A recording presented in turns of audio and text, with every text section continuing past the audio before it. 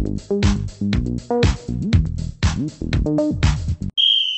afternoon, Jamaica. Welcome to Sportsunwrapped, Gleaner's Online's weekly sports review. I'm Leighton Levy. This week, we talked to a man, Robert Bryan, who less than a year ago was employed as the CEO of the Jamaica Cricket Association. Now he's gone. He tells us why after we come back.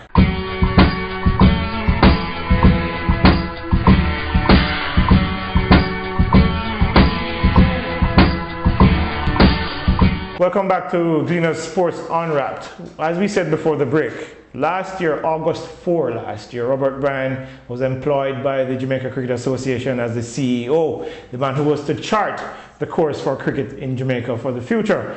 Now, less than a year later, he's gone. He joins us now on Sports Unwrapped, and he'll tell us why he decided to step aside. Robert, welcome to Sports Unwrapped. Thanks for joining us. First of all, the most important question right now is, why did you take the decision to step aside or step away from the JCA CEO position? Well, I think my assessment after spending 5 to 6 months there is that I believe that the organization is so fundamentally divided. And there's just this constant tribal warfare, I describe it, within the association, that I believe it is impossible to do the job that one has gone here to do. And within the context of all of that, I have decided to step aside because I really don't possess the skills of refereeing a tribal warfare within the association. And the atmosphere there to get things done seems to me to be quite impossible. The vision that I bought into, that was sold to me by the president, I think is a good one, but I absolutely don't think the operating environment, given the fractionless nature of the organization, will allow that to be realized. Define the environment. You said it's tribal warfare almost. Well, essentially, the association is essentially almost split into two opposing halves. And I mean, everything is viewed within that context. You're either for one side or against the other side. And I mean, it's almost impossible to get anything done. Was there anything in particular, for example, that triggered your decision to leave, or was it an ongoing process that led you to the eventual decision?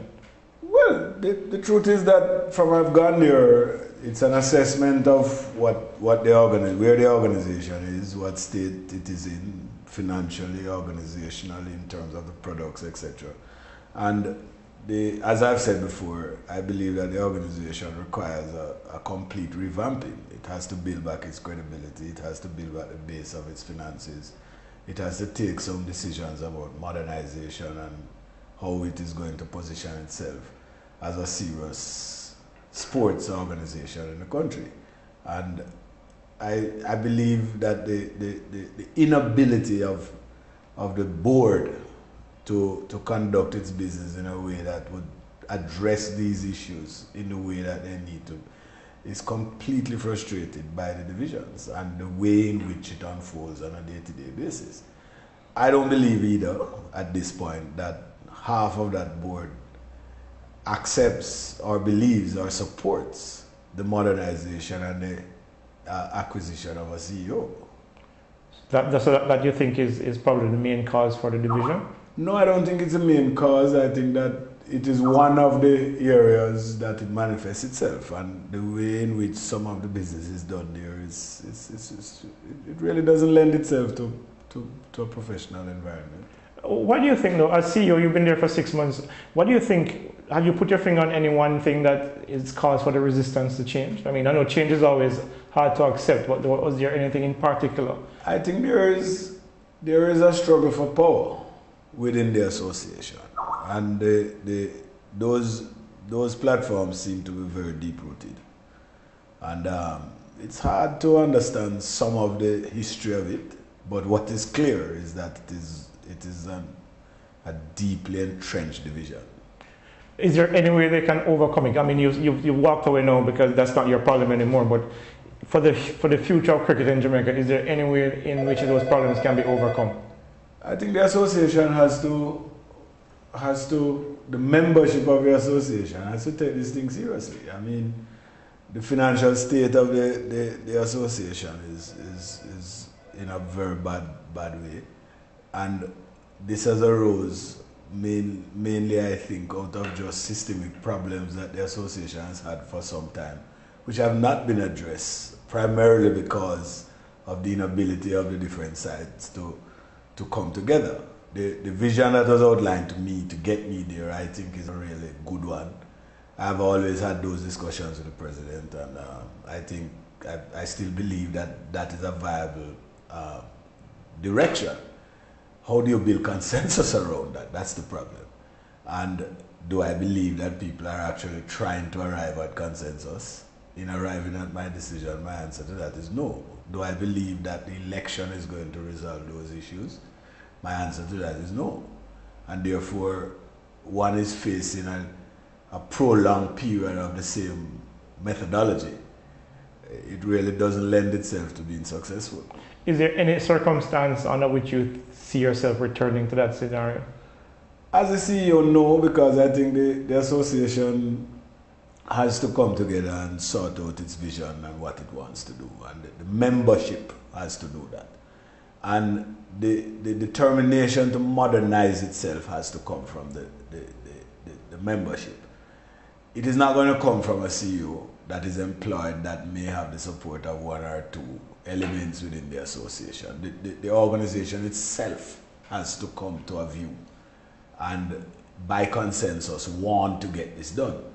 Other than that, professional people may be recruited, but they're going to get frustrated because then you just can't get anything done. And it's a humongous task to transform what is an 83-year-old organization with very entrenched practices, many of which are non-commercially driven, to get that done. And therefore, you know, from where I sit, my professional reputation and with many other pressing things that could be done that I believe I could be more successful at, you know, you have to call it. What's next for you though? I mean, of course you mentioned there are other pursuits. What are some of the immediate things? Well, I'm evaluating it, you know, but I'm not short of things to do. or opportunities, you know, so we'll see. But in the context of Jamaica's cricket though, Robert, this doesn't augur well for the future of the sport, given the fractious nature of the administration. Is there any way cricket survives through this? How does it put itself up? I would hope people will begin to recognize, because it's something that I've certainly tried to articulate. I mean, this constant necessity of the association to conduct its business in the public and to discuss every single piece of dirty linen in the public is hurting the organization amongst the stakeholders, particularly commercially. The JCA needs funding. It's not going to get funding if it continues to do that. I think the focus has got to be to get the books of the JCA in a position where confidence and credibility can return to those processes. And certainly the systems that need to be put in. Everybody has to come together to understand that these are bigger than personal disagreements and personal issues. And if cricket is what we're talking about building, then we have to put that first. Is that what I see on a day-to-day basis, given the little timeline there? I would have to say, no, there are just far too many instances when other issues take center stage over cricket, even though it is said that it is being done in the name of cricket. And I think you have to call it where it is. I can't afford to, I really don't believe I have the skills to manage tribal warfare. Well, that's it for today, folks. You heard it from the man himself, the JCA, former CEO of the Jamaica Cricket Association, Robert Bryan, and why he decided to step aside and leave the running of the JCA to somebody more skilled in the handling or the management of tribal warfare. When we come back, we have our sports fact of the week.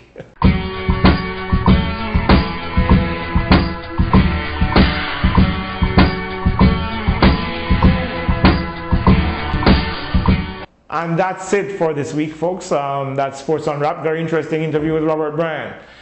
Of course, next week we'll try to have something else exciting and interesting for you. But before we go, we couldn't let you go without telling you that you can get to Sports Unwrapped by going onto the Gleaner website, JamaicaGleaner.com, and clicking on the Sports Unwrapped logo. You can also send us your emails at sportsunwrapped@gleanerjm.com, and you can catch my blogs at gleanerblogs.com. Of course, the sports fact of the week this week, the Cricket World Cup starts in about 3 days' time, and the West Indies are trying to restore some pride after being now ranked 9 in the world. Australia have won the title 4 times, but the West Indies actually were the first team to win back-to-back titles in 1975 and 1979. They were going for their 3rd straight title in 1983 when they were upended by the Indians, thus ending what at that point many people didn't realize was the beginning of the end of the West Indies dominance of one-day cricket, because we have not won another title since. So that's our sports fact of the week. The West Indies winning the first team to win the World Cup